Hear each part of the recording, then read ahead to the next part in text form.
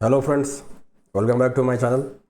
दोस्तों, आज जल्दी से हम देख लेते हैं कि लास्ट टाइम जो हमने बात किया था उसके बाद क्या डेवलपमेंट हुआ है हमारे स्टॉक मार्केट में, इंडेक्स ने क्या परफॉर्म किया है और कौन से सेक्टर्स हैं जो कि उभरते हुए नज़र आ रहे हैं, आगे बढ़ने की कगार पे नज़र आ रहे हैं। तो यहाँ पे मैं आपके सामने निफ्टी 50 के चार्ट को ओपन किया हूँ। दोस्तों, डेली चार्ट है ये। लास्ट टाइम हमने जो बात की थी तो उस समय ये निफ्टी 50 का चार्ट जो है वो ऑलमोस्ट 24,500 के आसपास था। अभी आप देख सकते हैं ये इस लेवल को ऊपर निकल गया है, इसके 24,678 पे इसकी क्लोजिंग हुई है। ठीक है, यहाँ पे ऑलमोस्ट 100 150 पॉइंट के ऊपर ये निकल चुका है। और यही बात हमारी हुई थी लास्ट टाइम कि अगर निफ्टी 50 का 24,350 से, ये 350 का लेवल है, 350 से 500 का एक मेजर रेजिस्टेंस है। इस रेजिस्टेंस को जैसे ही ये निकाल लेगा तो फिर और अच्छे मूवमेंट की एक्सपेक्टेशन है और फिर ये एक प्राइस एक्शन के साथ ऊपर जाने की संभावना है। तो देखिए, हम तो स्टॉक मार्केट में प्रोबेबिलिटी का गेम है ये पूरा, और हम informed guess, analysis based guess लेने की कोशिश करते हैं। और ये कोई सट्टेबाजी वाली बात नहीं है। यहाँ पे टेक्निकल एनालिसिस का सहारा लिया जाता है और मैक्रो इकोनॉमिक फैक्टर्स को ध्यान में रखा जाता है। तो ये जो भी एनालिसिस मैं करता हूँ, मैं इसमें इन सभी चीज़ों का ध्यान रखता हूँ कि अभी हवा किस तरह बह रही है और क्या सिचुएशन है देखने को मिल रहा है, मैक्रो इकोनॉमिक्स क्या बोल रहा है। तो निफ्टी 50 अभी अच्छे तरीके से ऊपर की ओर निकल चुका है। दोस्तों, 24,500 एक मेजर रेजिस्टेंस था। इस लेवल को क्लियर करने के बाद पॉजिटिव जोन में है अभी। अब जब तक कि 24,500 के नीचे ना आ जाए तब तक हम बोल सकते हैं कि निफ्टी इज़ बुलिश। ठीक है, इसका जो पुराना डाउन ट्रेंड 27 सितंबर से स्टार्ट होकर के नीचे तक आया था, वो डाउन ट्रेंड अब ख़त्म होता हुआ हमें दिख रहा है। ठीक है दोस्तों, ये हो गया निफ्टी का एनालिसिस। मोटा मोटी मार्केट जो है वो पॉजिटिव है अभी। आगे बढ़ते हुए सेक्टर्स के ऊपर अगर हम ध्यान दें तो किन सेक्टर्स ने अच्छी बढ़त दिखाई है। यहाँ पे आईटी सेक्टर हमें अच्छा दिख रहा है, मगर आईटी सेक्टर में बहुत ज़्यादा मिड और स्मॉल कैप कंपनीज़ कम हैं और बड़े कंपनीज़ ज़्यादा हैं।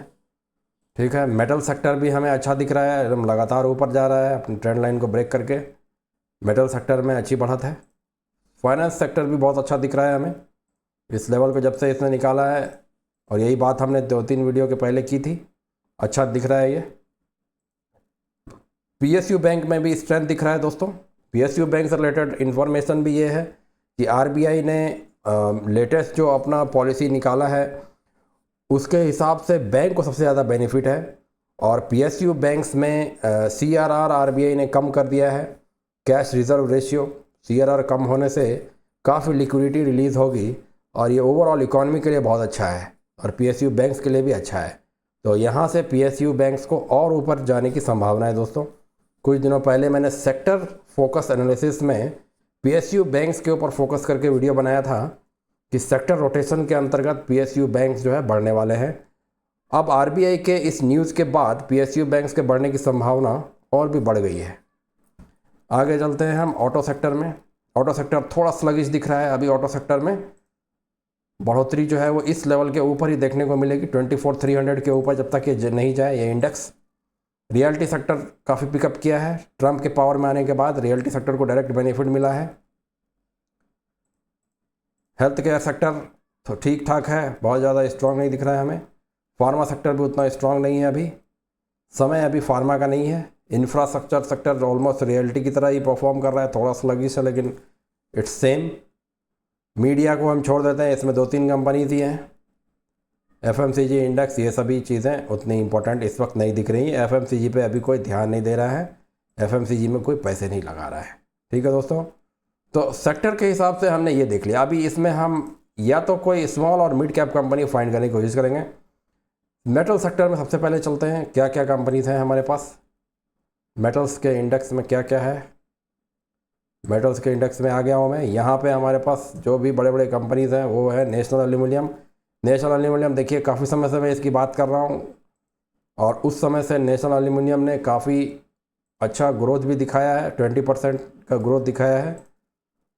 हिंडाल्को ने भी अपने लेवल को होल्ड किया हुआ है, लेकिन अभी इसका समय ठीक नहीं दिख रहा है हमें, जब तक कि अपने मेजर रेजिस्टेंस के ऊपर नहीं निकल जाए। ये इसका रेजिस्टेंस लेवल है।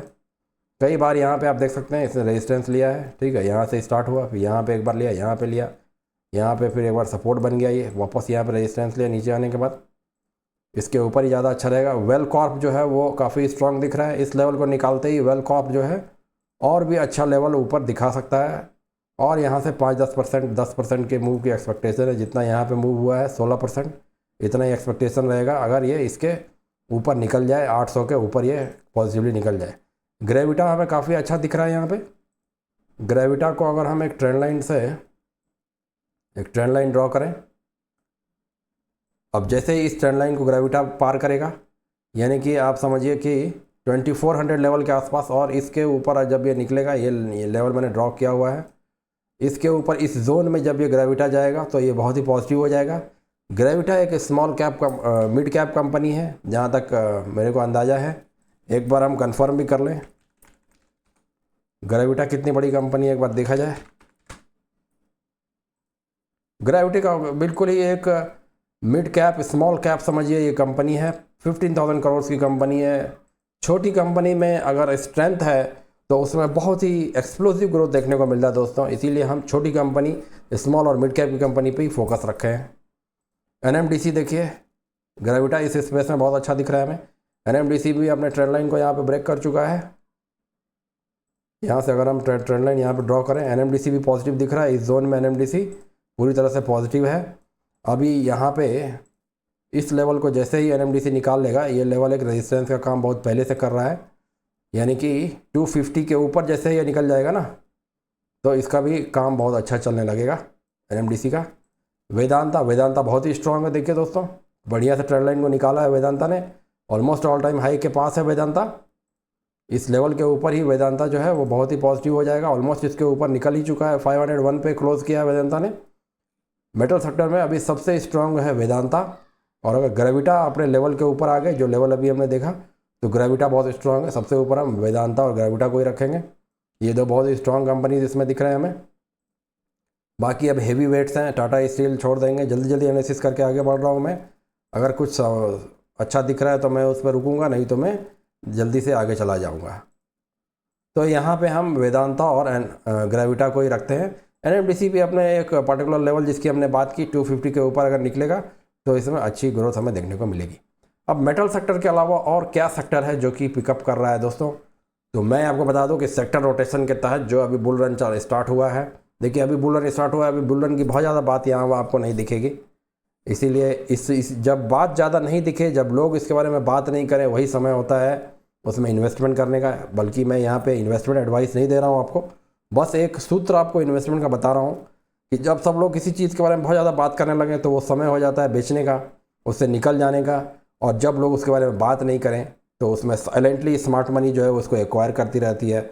उस समय में उसका चार्ट पैटर्न और उसके फाइनेंशियल्स को देख के आप एक डिसीज़न ले सकते हैं कि उसमें इन्वेस्ट करना चाहिए कि नहीं करना चाहिए। ठीक है, वही काम हम यहाँ पे करना चाह रहे हैं। मेटल सेक्टर से आगे मैं बढ़ता हूँ अब। तो मैं ये बोलना चाहता कि सेक्टर रोटेशन के तहत दोस्तों कौन सा सेक्टर है जो कि अभी एमर्ज होने वाला है, और वो सेक्टर फिर से हमारे पकड़ में आ गया है। सबसे पहले हमने इस बुल रन में पकड़ा है डिफेंस सेक्टर, जिसके बारे में क्लियरली आपको बताया है, और डिफेंस के सारे स्टॉक्स आपको मैंने बताए हैं। उसके बाद हमने PSU बैंक्स को पकड़ा है। अभी जो थर्ड सेक्टर आने वाला है दोस्तों, वो सेक्टर है रेलवेज़ का।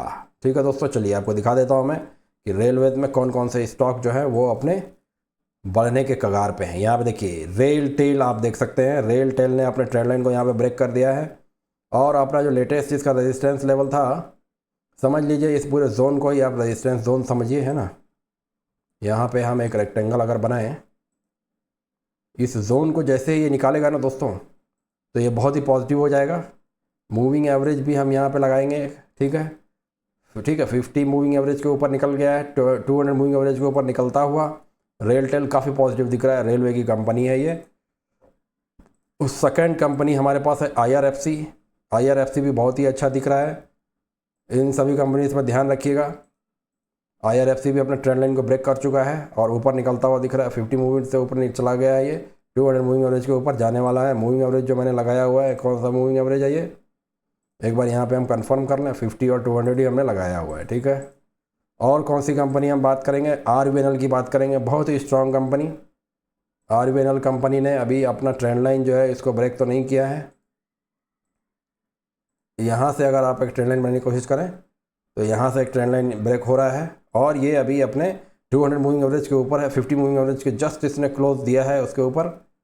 यहाँ पे इसमें ही पॉजिटिविटी दिख रही है, लेकिन थोड़ा इसमें और वेट करना पड़ेगा क्योंकि यहाँ पे जो इमीडिएट रेजिस्टेंस है वो ये इस लेवल का है 472। तो समझ लीजिए कि ऑलमोस्ट 500 के ऊपर ये काफ़ी पॉजिटिव हो जाएगा दोस्तों, ठीक है। इस लाइन को मैं यहाँ पे रख देता हूँ, ग्राउंड फिगर रखते हैं, लेके चलते हैं। 500 के ऊपर RVNL जो है वो काफ़ी पॉजिटिव दिखने लगेगा। ये आ गया हमारा 500 का लेवल, ठीक है दोस्तों। और 500 के ऊपर आप देखें तो यहाँ से अगर आप ये वाला ट्रेंड लाइन अगर आप ड्रॉ करें तो शायद ये भी यहाँ पे ब्रेक होने की संभावना नहीं है, तो और ऊपर में ही ब्रेक होगी। RVNL में थोड़ा सा भी समय लगेगा, हो सकता है, ठीक है। और आगे चलते हैं, रेलवे के और कौन से कंपनी में देखना चाहेंगे। इरकॉन देख लेते हैं एक बार। इरकॉन को देखेंगे हम। यहाँ पे इरकॉन ने क्या एक ट्रेंड लाइन ब्रेक किया है अपना, हाँ बिल्कुल, यहाँ पे एक ट्रेंड लाइन ब्रेक हो गया इरकॉन का। और यहाँ पे जो इसका रेजिस्टेंस लेवल था उसी रेजिस्टेंस लेवल में है अभी ये एक जोन आप बना सकते हैं यहाँ पे। ये देखिए, ये एक रेजिस्टेंस जोन के अंदर में अभी इरकॉन है यहाँ पे। जैसे इस लेवल से ऊपर निकलेगा यानी कि 230 के ऊपर जो इरकॉन है वो काफ़ी पॉजिटिव हो जाएगा। इस जोन में इरकॉन काफ़ी पॉजिटिव हो जाएगा, रेलवेज़ का इरकॉन। और कौन सी कंपनी हम देख सकते हैं यहाँ पे, राइट्स कंपनी हम देख सकते हैं। राइट्स लिमिटेड कंपनी, अभी इसमें कोई हरकत नहीं हुई है बहुत ज़्यादा। इसमें ट्रेंड लाइन भी कोई ब्रेक नहीं किया है बहुत बढ़िया से, ना ही इसमें कोई बहुत ज़्यादा वॉल्यूम जनरेट हुआ है। थोड़ा सा इसमें हमें वेट करना पड़ेगा, सभी की मूविंग एवरेजेस के भी नीचे है ये। तो यही 3-4 कंपनीज हैं रेलवे की। एक IRCTC है, मगर वो बहुत ही बड़ी कंपनी है। IRCTC अगर हम देखें एक बार, ये भी अपने ट्रेंड लाइन को ब्रेक करने की कगार पे, अभी तो ट्रेंड लाइन इसमें ब्रेक नहीं हुई है, ठीक। IRCTC में अभी वैसा कुछ मूव नहीं आया है। तो हम सबसे ऊपर आकर के सबसे पहले अभी जो भी कंपनीज मैंने आपको बताए हैं, रेल टेल एक आप ध्यान में रखिए, ठीक है दोस्तों। रेल टेल हो गया, IRFC हो गया और RVNL हो गया। ये 3 कंपनीज जो हैं वो काफ़ी प्रॉमिसिंग दिख रहे हैं। ये मूव जो है अभी स्टार्ट ही होने वाला है इसमें, और बहुत ज़्यादा वॉल्यूम अभी जनरेट नहीं हुआ है, अभी माहौल बनाया जा रहा है। लेकिन देखने से ये लग रहा है कि कुछ समय में इसमें मोमेंटम आ सकता है। तो ठीक है दोस्तों, यही आपके साथ डिस्कस करना चाहता था मैं आज, और फिर मिलते हैं जल्दी नेक्स्ट वीडियो में। Thank you very much, bye bye.